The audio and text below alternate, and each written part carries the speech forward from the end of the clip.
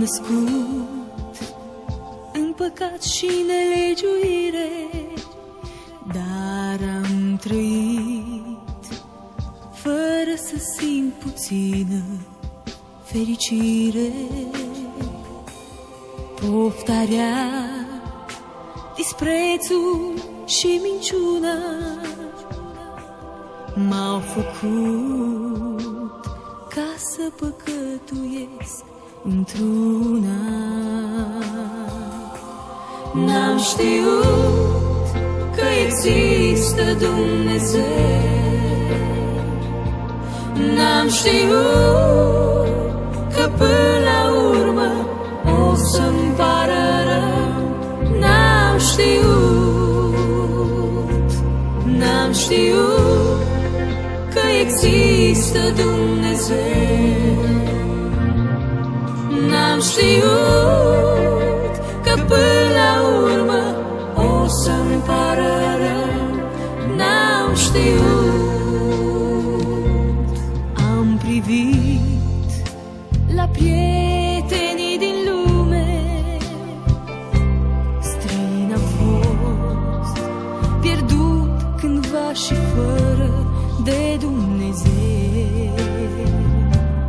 Dar când Iisus Hristos îți iese în cale, lumina Lui dă la o parte oricui ce-i rău. N-am știut că există Dumnezeu, n-am știut că până la urmă o să-mi pară rău. N-am știut, n-am știut că există Dumnezeu, n-am știut că până la urmă o să-mi pară rău. N-am știut.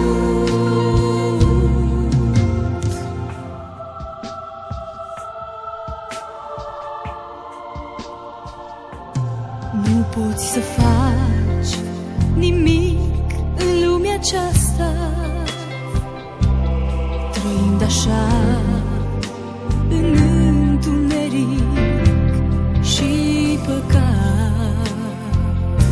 Dar când Iisus îți luminează calea, ai să te simți și tu cu sufletul tău curat. N-am știut că există Dumnezeu, n-am știut că până la urmă o să-mi pară rău. N-am știut, n-am știut că există Dumnezeu,